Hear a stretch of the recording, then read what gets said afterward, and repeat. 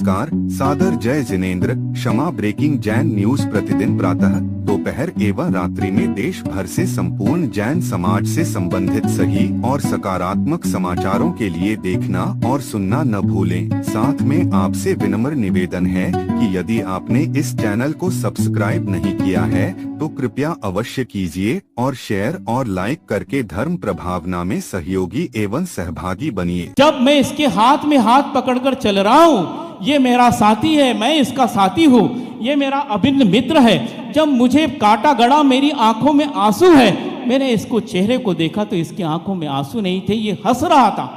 जब मैं रो रहा हूं तो ये हंस क्यों रहा है? क्या मेरे कांटे का एहसास इसको नहीं है? नहीं हो सकता। क्यों नहीं हो सकता?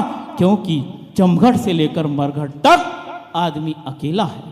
ये हमारा मोह है जो हम इस जमघट को अपना मानते हैं। जब कांटा गड़ा तो उसका एहसास हमारे पड़ोसी, हमारे मित्र को नहीं हुआ, उसका दुख हमें ही भोगना है। जब हमें ही भोगना है तो हम उसके हाथ में हाथ डालकर क्यों चले? इसलिए वो हाथ छूट जाता है, कांटा निकालने के लिए नहीं, मैं इस संसार में अकेला हूं, इस बात को दर्शाने के लिए। तो इसी प्रकार का विचार जब हमारे जीवन में आता है और जब हम इसको अपने जीवन में स्थायी रूप लेते हैं तो आपके सामने जो ये दृश्य आ रहा है वो दृश्य आपके जीवन में भी दिख सकता है।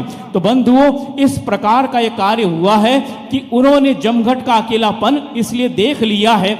और बंधुओं, कांटा दुनिया में कोई नहीं निकाल सकता, लेकिन एक व्यक्ति है जो आपका संयोग कर सकता है। कौन? बोलो तो। आप तो नहीं निकाल सकते और आप निकाल भी लोगे, लेकिन एक ऐसा व्यक्ति है जो आपके कांटे को निकाल सकता है। और निकालेगा, मैं ये भी नहीं कह रहा हूं आपके कांटे को वो भी नहीं निकालेगा, लेकिन उससे बड़ा काम करेगा। कौन? गुरुदेव जो हमारे सामने विराजमान है। वो कांटे को निकालेंगे तो नहीं, महाराज जी वो भी नहीं निकाल पाएंगे। तो फिर हम में और गुरुदेव में क्या अंतर है? बंधुओं, तुम्हारी सोच से भी बड़ा अंतर है। क्या अंतर है? वो आपके कांटे को नहीं निकालेंगे, लेकिन कांटा नहीं लगे ऐसे मार्ग में आपको चला देंगे। इसलिए गुरुदेव भी ऐसे इस संसार में है जो हमें कांटे चुनने, कांटे में नहीं जाना है ऐसा मार्ग देते हैं। और मान लो बाय चांस आप कांटे में आ भी गए, आपके जीवन में बहुत सारे कर्म उदय आ गए, कांटे आ गए, तो भी गुरुदेव ही आपके साथ रहेंगे और आपके पहले गुरुदेव चलेंगे। बहुत अच्छा एक उदाहरण याद आ रहा, बता दूं। समय तो है, थोड़ा थोड़ा लेते जाएंगे कि आचार्य महाराज ने ही उदाहरण दिया था कि एक बच्चे को मां ने आज्ञा दी कि बेटा जा सामने की दुकान से सामान ले आ। और बहुत बड़ा शहर था, वो रोड बहुत चालू था, हाईवे रोड था, गाड़ियां निकल रही थी, आज आ रही थी। बच्चा सोचता है माँ मेरी दुश्मन बन गई है कि ऐसी भीड़ भाड़ में और ऐसे ट्रैफिक में मुझे सामने दुकान पर सामान लेने भेज रही है। मान लो एक गाड़ी के टक्कर लगी तो मेरा तो राम नाम सत्य हो जाएगा। वो माँ को कोसता हुआ चला तो जाता है और दुकान से सामान लेकर वापस आ जाता है। बड़बड़ा रहा है। नीचे ही एक वृद्ध व्यक्ति मिल गए हैं और वह पूछते हैं बड़बड़ा क्यों रहे हो? क्या कहे, माँ को कहा है ममता की मूर्ति वह बालक के लिए सबसे बड़ी होती है, वो बालक की रक्षा करती है, लेकिन मेरी माँ मेरी दुश्मन है। क्यों? मुझे सामने दुकान पर सामान लेने भेज दिया, ये नहीं सोचा इतना ट्रैफिक था। वो वृद्ध उसके सिर पर हाथ फेंकते, बेटा अभी तू नादान है, छोटा है, तुझे समझ में नहीं आएगी। क्यों? इसमें क्या समझने की बात है? तुझे लगा तेरी माँ ने तुझे आज्ञा दे दी सामान ले जाने के लिए, लाने के लिए, पर तूने ये नहीं सोचा कि तू सामान लेने गया और दुकान से वापस सुरक्षित आ गया। वो किसकी दुआ है, किसकी कृपा है? तू नहीं, तुझसे पहले तेरी माँ आगे चल रही थी, लेकिन तेरी दृष्टि में नहीं दिख रही थी। उसने सारी बाधाओं को पार करके तुझे दुकान पहुंचाया, सामान लिया और वो पहले तेरे आगे चलकर तुझे सुरक्षित स्थान पर लेकर आई। बस इसी प्रकार हमारे जीवन में हमारे गुरुदेव होते हैं जो हमसे पहले हमारे आगे चलते हैं। बस देखने की हमारी दृष्टि होना चाहिए। तो इसी प्रकार हमारे जीवन में गुरु कृपा होती है। बंधुओं, वैराग्य आने के बाद भी यदि गुरु कृपा नहीं होगी तो इस वैराग्य को हम फलीभूत नहीं कर सकते हैं। और आज यही दिवस है गुरु कृपा का। गुरु कृपा पाना बहुत दुर्लभ है, लेकिन गुरु कृपा करते क्यों हैं? क्यों करते हैं? ख्याति पूजा लाभ के लिए, कि हम कई शिष्यों पर कृपा करेंगे तो ये शिष्यों की मंडली बढ़ जाएगी, मेरी जय जयकार होगी, सब जगह मेरी प्रभावना होगी, जहाँ जाएंगे हमारे पोस्टर पंपलेट लगेंगे, क्योंकि शिष्य हैं तो गुरु के की जय जयकार तो करेंगे। इसलिए यदि गुरु कृपा करते हैं क्या, या मुझे कई बार आचार्य महाराज कहते हैं आप लोग जो भी व्रत संयम नियम लेते हैं तो तुम तो ले लेते हो पर मुझे भी फायदा होता है। क्या होता है कि आपका किया हुआ जो भी व्रत नियम संयम है उसका छठा हिस्सा मुझे मिलता है। तो इस लोभ में कि सब व्यक्तियों के छठे हिस्से मुझे मिले इसलिए गुरु पर कृपा करते हैं, ऐसा नहीं है। तो गुरु कृपा क्यों करते हैं? केवल उनके जीवन में एक यही बात होती है। बहुत पुराना श्लोक याद आ रहा है, पूज्य निर्यापक समण मुनि श्री योग सागर जी महाराज जी भी इसको पढ़ते हैं। न तु अहम काम ये राज्यम न स्वर्गम न पुनर्भवम भवम काम ये दुख तप्ता नाम प्राणिना आर्त नाशनम, कि मेरी इच्छा यह नहीं है कि मुझे राज्य और शासन मिले। गुरु भी ये इच्छा नहीं करते हैं कि मैं जिन शासन का शासक बनकर पर अपना शासन चलाऊं, अपनी परंपरा चलाऊं, अपने शिष्यों प्रशिष्यों की परंपरा चलाऊं, इसलिए गुरु उपकार नहीं करते हैं। न स्वर्ग सुख की भी चाह अथवा सुख की चाह, ख्याति पूजा लाभ की चाह के लिए उपकार नहीं करते हैं, और न अगले भाव में स्वर्गों में यहाँ पर मैंने शिष्यों पे कृपा की है तो वहां जाकर भी मुझे सिंहासन मिलेगा और बहुत से देव देवियां मेरी सेवा करेंगे, इस प्रकार के लिए वह कभी भी कृपा नहीं करते। तो क्यों करते हैं? तो केवल एक ही बात है, क्यों करते हैं? क्यों करते हैं कृपा? अगली पंक्ति में लिखा है, काम ये दुख तप्ता नाम, संसार के दुखों से जो तप्तायमान है उन प्राणियों के दुख के नाश के लिए वे समस्त जीवों पर कृपा करते हैं। किसी ख्याति पूजा लाभ और प्रशंसा के लिए वो कभी भी गुरु पर कृपा नहीं करते हैं। बस इसी प्रकार की कृपा आचार्य परमेष्ठी गुरुदेव ने ऐसे निष्प्रही, ऐसे निस्वार्थी, ऐसे निरपेक्ष संत हमने ज्ञात इतिहास में न भारत में न विश्व में कहीं। अगर आप भी कर्ज में डूबे हुए हो या धंधे में नुकसान हो रहा है तो उसका समाधान ढूंढ रहे हो तो सीखो ऐप डाउनलोड करो, इंस्टॉल नाउ पे क्लिक करो और अभी नहीं चलाया, केवल दूसरे के दुख को नाश करने के लिए इस मोक्ष मार्ग में आगे बढ़े और सबको चलाया है। और उन्होंने इस प्रकार का कार्य किया है। एक दो नहीं, सैकड़ों महाव्रतियों को उनके जीवन में परिग्रह से और पापों से जो दुख उत्पन्न हो रहा है उसके नाश के लिए उन्होंने उन्हें महाव्रत देकर इस संसार से ऊपर उठाकर मोक्ष मार्ग में लगाकर उनके दुख के नाश के लिए उन्होंने इस प्रकार का पुरुषार्थ किया है। और केवल मुनिराज नहीं, कई ऐसी युवतियों को दीक्षा देकर आर्यिका पद पर विराजमान करके उनके जीवन में भी इस प्रकार का कार्य किया है। और कहीं क्या गिनती ही नहीं है, ऐसे भाइयों और बहनों को ब्रह्मचर्य देकर ब्रह्मचारी और ब्रह्मचारिणी बनाकर उनके जीवन का उद्धार आचार्य गुरुदेव ने किया है। और गृहस्थ आश्रम में प्रवेश कर गए कर्म के वशीभूत होकर तो उन्हें प्रतिमा और अनुव्रत देकर उनके जीवन का उद्धार किया है।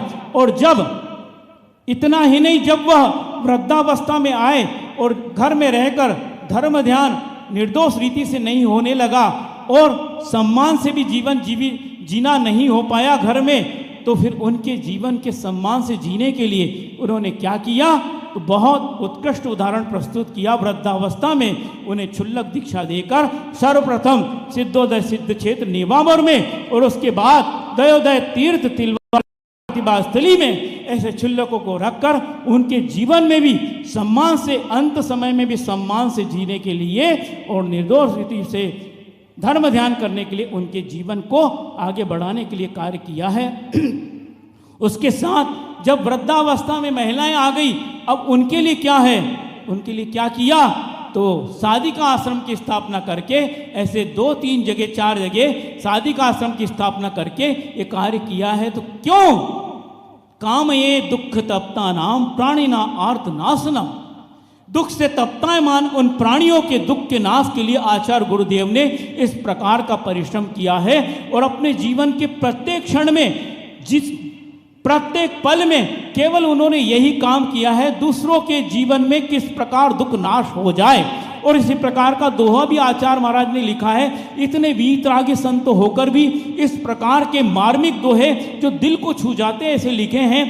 ऐसा आता भाव है मन में बारंबार, यदि पर दुख ना मिटा सका समझो जीवन भार। ऐसे महाव्यक्ति का जीवन भी भार, हम उनके जीवन का आभार प्रस्तुत करते हैं कि आपका आना हमारे लिए आभार है, लेकिन वो अपने जीवन को भार महसूस करते हैं। यदि मैं दूसरे के दुख को मिटा नहीं सका तो मेरा जीवन भार स्वरूप हो जाएगा। तो इस प्रकार गुरुदेव की कृपा प्राप्त करना भी बहुत मुश्किल है। और आचार्य महाराज कह रहे थे सुबह कि भौतिक रूप से आचार्य गुरुदेव हमारे बीच विराजमान नहीं है, लेकिन प्रत्येक दिल में वो आज विराजमान है। और मैं कहता हूं कि वह अकेले गए हैं लेकिन अपने 1000 रूप छोड़ गए हैं। कौन से 1000 रूप? हर उस रूप में आज विराजमान है जो आज गुरुदेव की आज्ञा को निर्दोष रीति से पालन कर रहे हैं। आज उस रूप में विराजमान है जो गुरुदेव की परंपरा को निर्दोष रीति से मान रहे हैं, पाल रहे हैं, उसका सम्मान कर रहे हैं। आज फिर गुरुदेव विराजमान है जो उनके सूत्रों को, निर्देशों को अपना जीवन का, अपनी जीवन की श्वास बनाकर चल रहे हैं। और वो विराजमान है जो उनके प्रकल्पों को पालन पोषण करके अपने जीवन का लक्ष्य बनाए हैं, उन रूप में आज विराजमान है। इसलिए मैं कह रहा हूं वो आज गए नहीं, आज उन्होंने अपने रूपों को 1000 रूप बनाकर इस पृथ्वी में विचरण कर रहे हैं, इसलिए आज भी विराजमान है। और उसका सर्वप्रथम उदाहरण हमारे सामने बैठे हमारे गुरुदेव, हमारे हृदय में विराजमान आचार्य वर्तमान परंपराचार्य परमेष्ठी गुरुदेव हमारे सामने विराजमान है, जो उसका उत्कृष्ट उदाहरण है, जिन्होंने उनके ही सूत्रों को, उनकी आज्ञा को अपना जीवन का लक्ष्य बना लिया है। कल सुबह ही उन्होंने कहा हमें कुछ नहीं करना है, उन्होंने जो कहा बस वही करना। ये सबसे बड़ा सूत्र है और वह वही करते जा रहे हैं। उन्होंने कोई अपना अलग काम नहीं किया है और आज भी वो प्रथम बार दीक्षा दे रहे हैं, लेकिन वह अलग से कुछ नहीं कर रहे हैं। जो गुरुदेव ने किया है उसी परंपरा में वह नया पन्ना नहीं, एक और पन्ना जोड़ने जा रहे हैं। नया पन्ना उन्हें जोड़ना नहीं है, बस उसी परंपरा को आगे बढ़ाना है। इस प्रकार ऐसे निष्प्रही संत और ऐसे निष्प्रही गुरुदेव हमारे लिए विराजमान है। इसलिए भैया कह रहे थे कि हम आश्वस्त हैं, प्रसन्न हैं, निर्भय हैं, हमें किसी बात का डर नहीं है। क्यों नहीं है? क्योंकि जब आचार्य ज्ञान सागर महाराज जी वृद्धावस्था को छू रहे थे तो उन्हें चिंता थी कि आखिर इस दिगंबर जैन परंपरा का, जिन शासन की परंपरा का क्या होगा। ऐसा कोई युवा मेरे पास आ जाए तो उस व्यक्ति को मैं ये भार को सौंपकर मैं शांति से अपने जीवन को समाप्त कर सकता हूं। तो उसी पुण्य में उनके लिए आचार्य गुरुवर श्री विद्यासागर जी महाराज विद्याधर के रूप में आ गए और उन्होंने उस सशक्त हाथों में, मजबूत हाथों में उस जिन शासन की ध्वजा को थमा दिया और वह शांति से चले गए। बस उसी प्रकार का कार्य आचार्य गुरुवर परमेष्ठी श्री विद्यासागर गुरुदेव ने किया कि वह अपनी धर्म ध्वजा को मजबूत हाथों में सौंप कर गए हैं। इसलिए हम आश्वस्त हैं, निर्भय हैं, प्रसन्न हैं। बहुत अच्छा इसके लिए एक उदाहरण आया है कि एक बच्ची अपने पिता के साथ पुल पर जा रही थी और पुल पर पानी था और अचानक पुल पर पानी आ गया। पिता कहते हैं बच्ची से कि बेटा मेरा हाथ पकड़ लो, पानी आ गया है, तुम छोटी बच्ची हो तो ऐसा ना हो तुम डूब जाओ। पानी बहुत नहीं था। बच्ची पहले हाथ पकड़ लेती है और अचानक छोड़ देती है। पिता बोलते बेटा छोड़ क्यों दिया? तो वो बच्ची कहती है पिताजी मैं आपका हाथ नहीं पकड़ती हूँ, तो आप मेरा हाथ पकड़ लो। पिता कहते हैं बेटा बहुत नादान हो, नासमझ हो, बच्ची हो इसलिए ऐसा कह रही हो। मैं तुम्हारा हाथ पकड़ूं या तुम मेरा हाथ पकड़ो, बात तो दोनों एक ही है। बच्ची कहती है पिताजी बात एक नहीं है, जमीन आसमान का अंतर है। इसमें क्या अंतर है बेटा? चाहे मैं तेरा हाथ पकड़ूं या तू मेरा हाथ पकड़े, बात तो एक ही है, बात एक नहीं है। बात यह है पिताजी, मैं नादान हूं, ना समझू, छोटी हूं। यदि परिस्थिति कभी भी गड़बड़ होगी तो मैं कमजोर हूं। हो सकता है मैंने आपका हाथ पकड़ा और बहाव तेज हुआ तो मैं आपका हाथ छोड़ सकती हूं, लेकिन मुझे ये विश्वास है कि यदि आप मेरा हाथ पकड़ोगे और आपने यदि मेरा हाथ पकड़ा तो मुझे यह विश्वास है कि कितनी भी परिस्थिति आ जाए, चाहे तूफान आ जाए, चाहे यह सुमेरु पर्वत भी हिल जाए, लेकिन मुझे इस बात का विश्वास है कि कितनी भी कठिन परिस्थिति में आप मेरा हाथ नहीं छोड़ोगे। मुझे ये विश्वास है, उसी प्रकार हमें विश्वास है कि हमारी धर्म ध्वजा, जिन शासन की ध्वजा एक मजबूत हाथों में आई है और वह हमारे सामने विराजमान है, जिनके हाथों में यह मजबूत ध्वजा है, इसलिए हम आश्वस्त है। बस उस Kshama breaking Jain news YouTube channel पर विज्ञापन देकर धर्म प्रभावना में बने सहभागी। विज्ञापन देने हेतु संपर्क कीजिए मोबाइल नंबर 9026900740 एवं समाचार एवं वीडियो भेजने हेतु WhatsApp number 9335236222। Kshama breaking Jain news YouTube channel देखने के लिए आपको बहुत बहुत धन्यवाद। सादर प्रणाम, सादर जय जिनेंद्र।